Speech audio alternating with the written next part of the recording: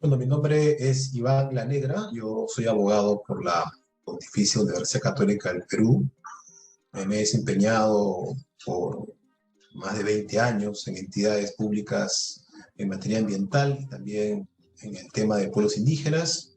He sido básicamente especialista, ¿no?, en esos temas por mucho tiempo dentro del Estado y luego me he dedicado a la docencia, tanto en la Universidad Católica del Pacífico, y actualmente soy el secretario general de la Asociación Civil Transparencia.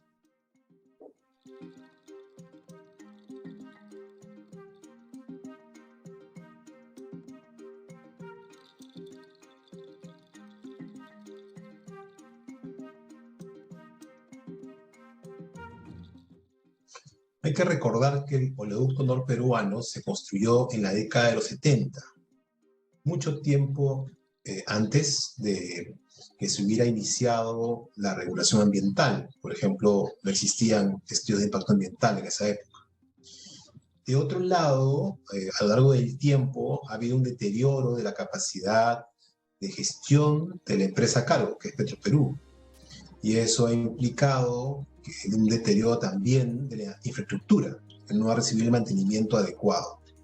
Estos dos factores combinados generan un alto riesgo de que se produzcan accidentes.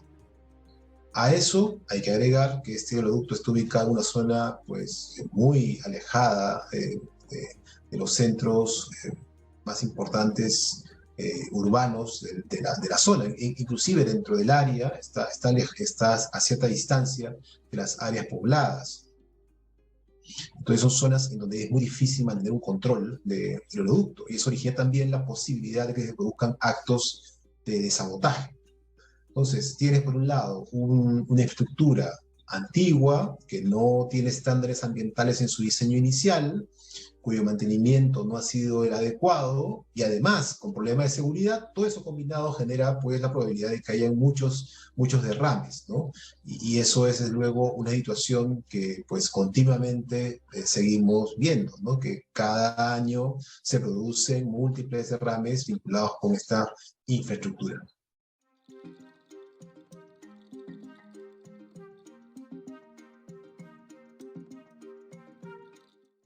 Hay varias responsabilidades del Estado.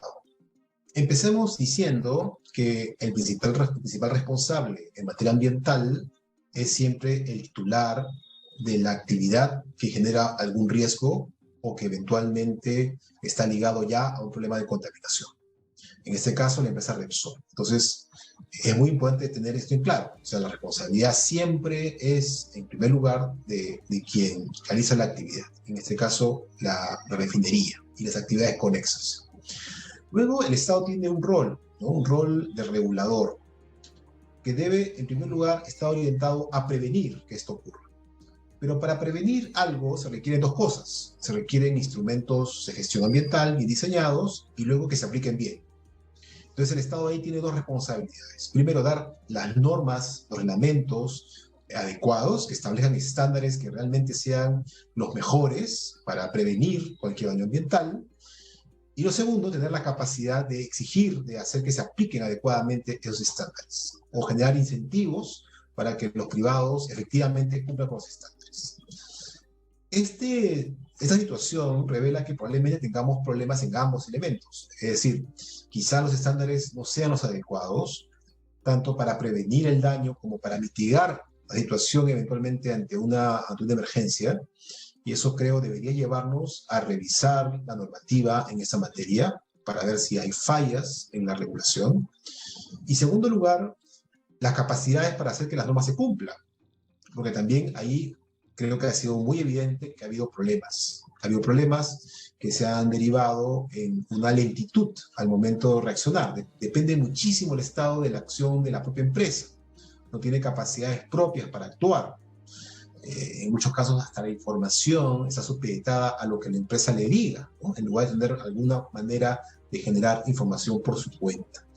Esto no es un tema nuevo, es un tema que se ha hace mucho tiempo señalado y que todavía requiere ser evidentemente corregido. Entonces tenemos un segundo elemento. Pero luego viene otra dimensión que es la atención ya del desastre, ¿no? Que es una situación pues, que debería ser realmente inusual, ¿no? Que tengamos que enfrentar un desastre, pero cuando ocurre uno, es muy importante la acción coordinada y bien dirigida, ¿no? De todo el proceso de acción del Estado, porque normalmente esto involucra a muchas entidades que tienen competencias en diversos campos, y si no hay un liderazgo desde el primer minuto muy claro, que conozca exactamente qué hacer y que ordene a las entidades públicas para actuar, el resultado, la eficacia de las acciones puede ser mucho menor de lo que inicialmente uno podría pensar. Y creo que eso es quizá el principal riesgo de una crisis política que se dé en medio de un desastre ambiental. Porque si ya hay problemas en la gestión y si además agregas una crisis donde los liderazgos están en cuestionamiento, pues político, pues la situación es realmente muy mala, ¿no? Y puede generar un riesgo aún mayor de ineficacia en la acción del Estado.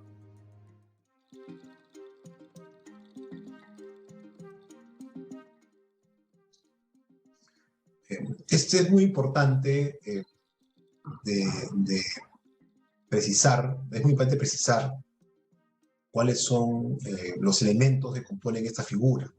Estamos hablando de una responsabilidad que se origina por un daño al ambiente en sí mismo, ¿no? A los ecosistemas, a los recursos naturales que no son de nadie, son digamos, de todas las generaciones que viven en este país, ¿no? Se dice un patrimonio de la nación. Entonces, no pertenecen a nadie en particular. Pero este patrimonio puede ser dañado y ante ello tiene que haber una reparación, ¿no? Entonces estamos hablando de una responsabilidad frente al daño ambiental.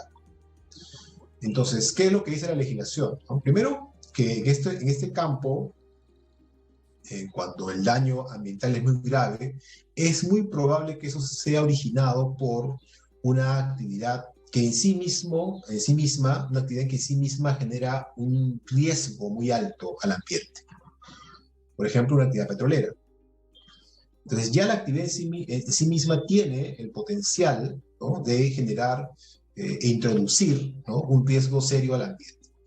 En estos supuestos se aplica lo que en derecho se conoce como responsabilidad objetiva, es decir, que basta demostrar que existe un vínculo causal entre la acción contaminante o la acción, ¿no? humana y el daño ambiental para asignar responsabilidad. No es necesario demostrar negligencia, o sea, culpa o dolo, sino basta demostrar el vínculo causal entre la acción que origina el efecto contaminante y el daño ambiental. Ese es lo que hay que demostrar, ¿no? Entonces, eso origina la obligación de reparar. Luego viene otro elemento importante que es cuantificar la dimensión del daño.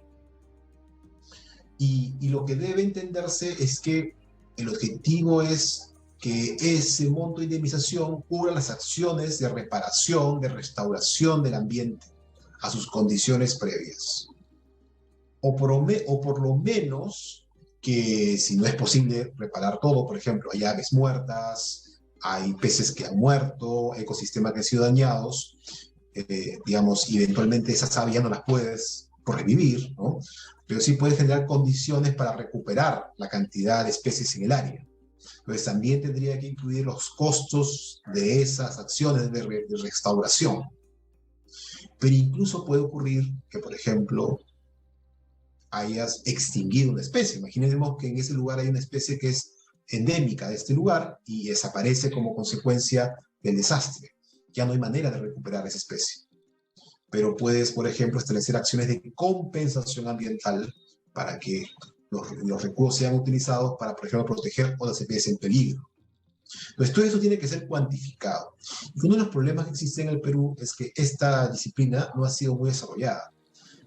Hay, por ejemplo, algunos documentos, protocolos que se han utilizado para otros delitos ambientales que han sido desarrollados por la Procuraduría del Ministerio del Ambiente, pero no tenemos documentos todavía comprensivos, completos en esa materia.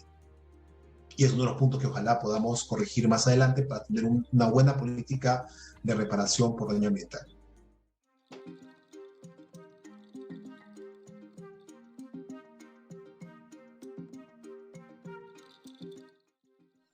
En todo el mundo, los ministerios del ambiente no son necesariamente los que reciben la mayor atención política ni los mayores recursos.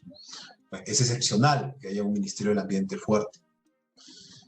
Eh, pero el caso peruano es, además de eso, uno en donde ni siquiera se le está dando la mínima atención burocrática. Es decir, una cosa es la atención política, que es priorizar el ministerio respecto de otros, pero aún en los países donde no se le da prioridad política, al menos se los fortalece burocráticamente. O sea, que tengan equipos técnicos adecuados, que tengan recursos mínimos para funcionar y personas medianamente competentes para dirigirlos.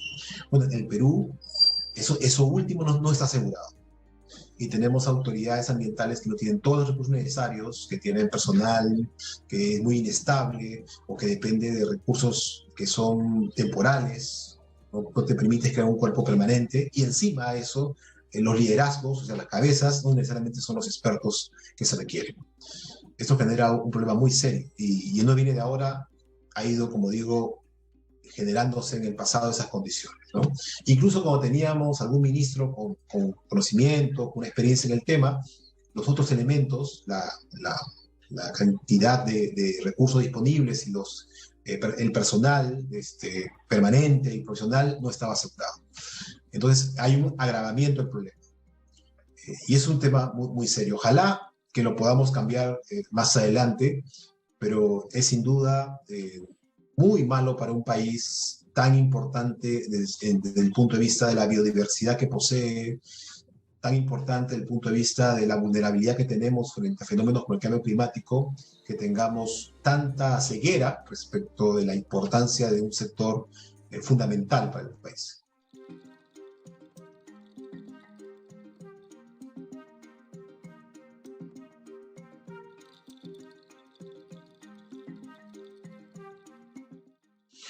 Bueno, un acuerdo que además, el acuerdo de Escazú, que hay que decir, ya entró en vigor, ¿no? O sea, entiendo que ya el número mínimo de países que debían ratificarlo ya se alcanzó, así que ya está en vigor. Entonces, tenemos ya, digamos, un tratado que podemos mirar sus efectos en otros países y ver que mucho de lo que se dijo en su momento sobre los riesgos, pues no eran reales, y uno puede mirar lo que pasa en otros lados y decir, ¿dónde están todos estos elementos de peligro a la soberanía y demás que se dijo? Y no está pasando. Entonces, en primer lugar, podemos ver ya casos reales.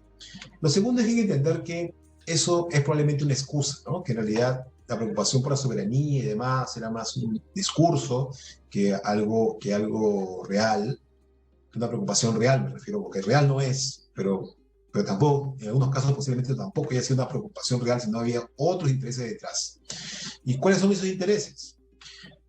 Hay que entender que varias de estas políticas de Escazú sí están desarrolladas ya en la legislación peruana. Tampoco es que estemos recién empezando. Ya hay temas de acceso a la justicia, acceso a la participación, a la información, ya están disponibles en la legislación peruana.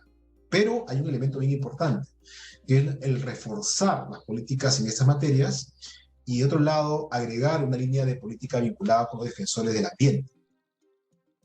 Y en este último campo hemos visto en los últimos años cómo muchos peruanos y peruanas han perdido la vida como consecuencia de sus acciones en defensa de los recursos naturales.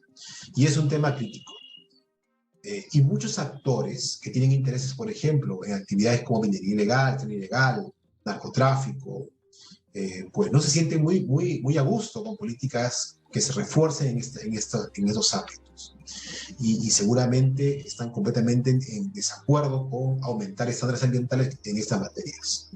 Por esa razón, ese mismo Congreso que usted señala con precisión, que se ha negado a poner en agenda el tema del acuerdo de Escazú, también ha aprobado la postergación de los plazos para la formalización de la minería informal, y además con el apoyo del Poder Ejecutivo. Entonces, realmente creo que es ahí donde podemos encontrar la explicación de por qué se ponen trabas a avanzar con la ratificación de esta acuerdo.